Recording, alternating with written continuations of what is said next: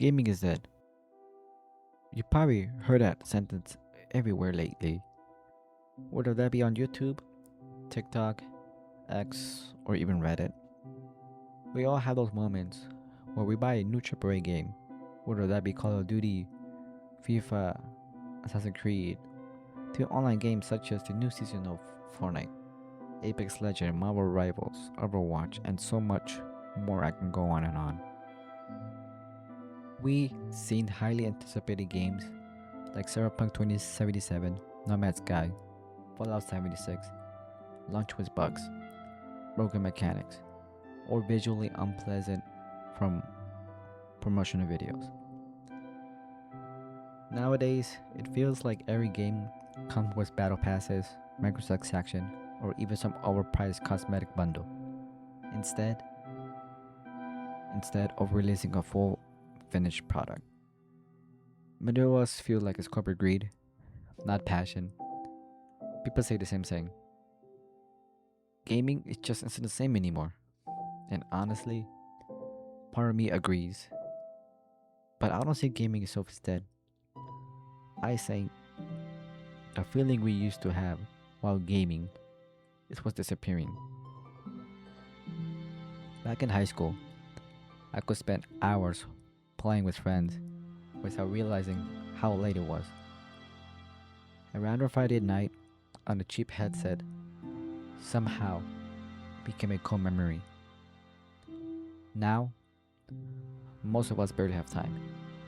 People are busy with school, college, jobs, career, or even raising their own family of their own. Games launch unfinished. People attention span has shortened. And yet, somehow, even with thousands of games available, free, paid, demos, a lot of people still feel bored. So the question is gaming actually dying, or are we just growing up? My history of gaming started back in elementary and first grade when my parents got me a Nintendo Wii. Playing it for hours with parents and siblings. Playing games like the new Super Mario Bros. Wii, to Wii Sports, and Mario Kart Wii. Back then, gaming felt simpler, where you could just come home from school, turn on the console, and just have fun. The following year, I got Xbox 360 and started getting a little bit more competitive with siblings and friends online. At least until I got the hit with the infamous Red Ring of Death. If you owned Xbox 360 back then you probably already know that pain. Back in middle school, I got a phone and a laptop, which opened to a completely side of gaming. I started watching YouTubers play games that I couldn't afford, discovering Minecraft mods, custom maps, and funny moment videos, and the entire online community surrounding gaming. Honestly, for me, YouTube became the gaming experience itself. Then high school came around, where gaming felt like it was peak for me. I was playing Fortnite after school with friends and on weekends, playing and grinding the new season, laughing at stupid moments, rage baiting each other, and somehow those moments created memories that will stick to me years later. Honestly, moments like those are what make gaming feel special. Life feels simpler, less stressful, more connected. Around the same time, I decided to start my YouTube channel. Made Fortnite montages and funny moments with friends, was consistent, and enjoyed Fortnite at that time, and wanted to become the next Fortnite YouTuber. Sound childish, I know, but the core memory sticks to me. When Fortnite released in 2017, it didn't just become a popular game, it changed the gaming industry. Originally, Fortnite wasn't even made a battle royale game.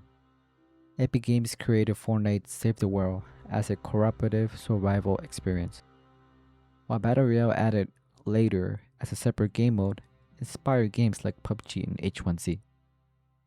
What nobody expected was how quickly it would explode.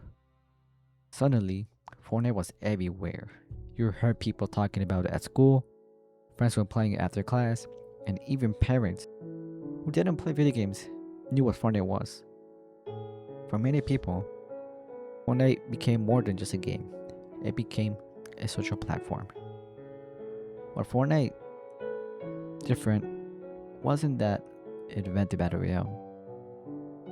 It was the genre into mainstream through constant updates, live events, and free content. Fortnite keep players coming back and changes what players normally won't expect from online games.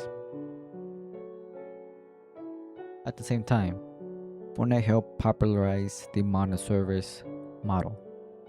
Battle passes, cosmetic stores, seasonal content, and limited time events, which generated enormous amount of revenue. The most purchases were cosmetics. Players are more willing to accept than compared to pay-to-win systems. Soon, other companies followed. Then, everything changed in 2020. COVID-19 forced most of the world indoor. School closes, offices went remote, and people spent more time online than ever before. Gaming saw a massive bloom, but so did social media. Platforms like TikTok exploded in popularity. Content became shorter. Trends moved faster than the speed of light, and many people's attention span started competing with endless scrolling. At the same time, the generation that grew up with gaming was getting older. Many players entered college, started careers, moved out, built families. For a lot of those adults, gaming wasn't competing against other players anymore. It was competing against responsibility. And while players have less free time, many companies continue chasing live service revenue. Rush releases, unfinished products. That's why I don't believe gaming itself is dead. Gaming is bigger than ever before. But the relationship many of us have with gaming has changed.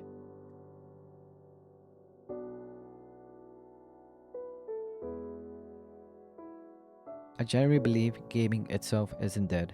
In fact, I think it's very much alive. How so, you may ask? There's still tons of amazing games releasing today, along with many exciting games coming in the future.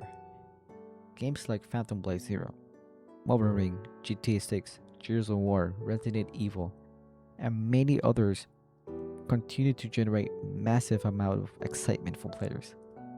Sure, many recent AAA games haven't always lived up to the hype like they did in the past. We've seen unfinished launches, aggressive monetization, and disappointing releases. But that doesn't mean every game is bad. In fact, most of the fun I had recently hasn't come from a AAA game at all. It comes from indie games. It's games like Schedule 1, Gambling Your Friends, Lizard Company, Peak, Repo, Megabank, Yep. I have shown there are still developers creating unique and memorable experiences. A lot of those games are what people are jokingly call friend slop games. They're usually simple. They're not always graphically impressive.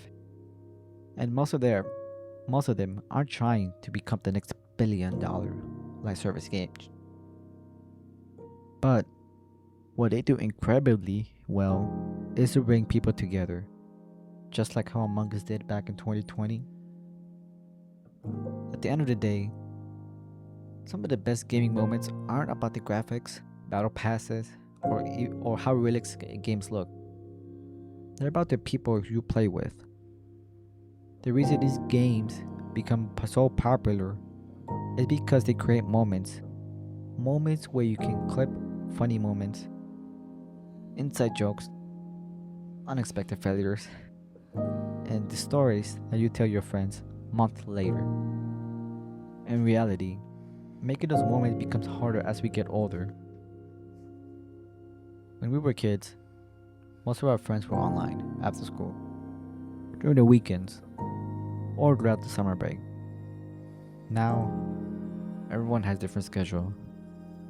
Some are still in school or college, some have full-time jobs, some are raising families, and some move away. Gaming as a hobby takes time. It times become harder to find as adults. So maybe gaming isn't dead. Maybe it's just harder to recreate the same experiences when our life was simpler. So, gaming is dead? I don't think so. Gaming is bigger than ever before. More people play games today than when I first picked up a Wii remote. New games continue to break records. Indie developers are thriving, and millions of players still log on every day to create new memories with friends. But I do think something has changed or shifted. Back in elementary school, gaming was simply about having fun with my family. In middle school, it became a way to discover new worlds through YouTube. In high school, it became a way to stay connected with friends and create memories that I still look back to today. Now, life is different. People have moved on with life. The reality is that gaming isn't competing against other players anymore. It's competing against time. Maybe that's why so many players are saying gaming isn't the same anymore. Not because gaming is dead, but because we are trying to recreate memories from the time when our life was simpler. And maybe that's okay. Because even though those moments can't be recreated exactly the same way, there are still new memories waiting to be made. Just a different chapter of our life.